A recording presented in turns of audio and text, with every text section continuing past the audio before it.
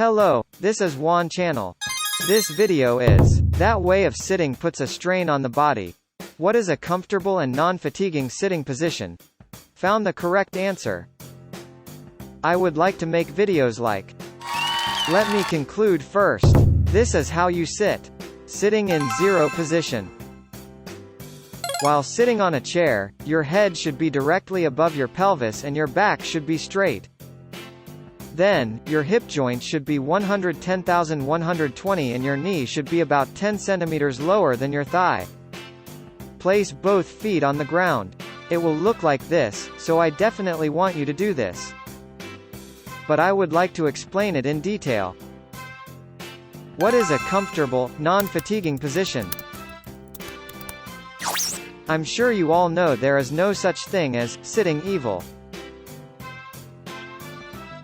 If you don't sit down and concentrate, you can't write a deep proposal, and sitting face to face can create a sense of solidarity at work. So what if you have to sit for a certain amount of time during the day? The only way to avoid the harmful effects of sitting too much is to learn the correct way to sit. The ideal way to sit without getting tired is zero position sitting. What exactly is such a magic like zero position sitting? In the first place, in order to explain the zero position sitting, I have to talk about the zero position in detail, so please bear with me for a while. What is zero position? The zero position is a medical term. There is no distortion in the alignment of the skeleton. Neutral state. I'm pointing to the skeleton as supported by the surrounding muscles and ligaments. But if there is distortion, a certain part will be burdened. On the other hand, if the load is distributed appropriately, the body will not get tired even if it takes that position. The same reasoning applies to how you sit. It is zero position sitting that applied this to how to sit. The basic way of sitting in zero position is to keep the hip joint at 110 to 120 degrees. How is it? Everyone. In general, if you say, please sit in a good posture, you'll sit like this, right? Straighten your spine, bend your hips and knees to 90, and put your pelvis upright.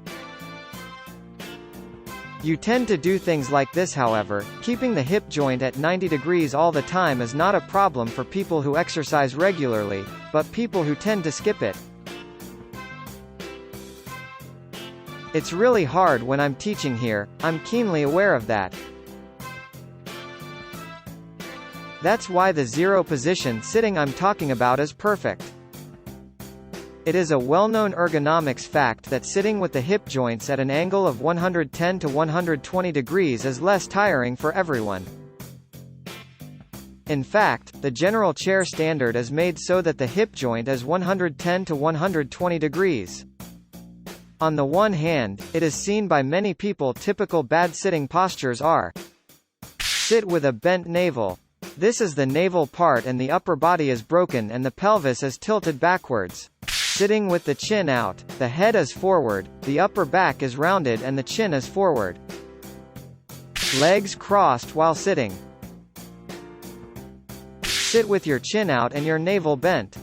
This is a way of sitting that overlaps navel fold, and chin out. The upper back is rounded and the chin protrudes and the upper body is broken at the navel and the pelvis is tilted backwards. Isn't there a lot of people sitting in this pattern? If this becomes a habit, many problems will arise. If you grasp the feeling of sitting in the zero position in your head, you can take a position where you won't get tired even if you sit on a sofa or something with a strong reclining position. And even if you sit for a long time, you can prevent physical troubles. Zero position sitting like this. Why don't you all try to be conscious? So that's it for this video. I'm sure you all sit for long periods of time. Why don't you try it? And then again.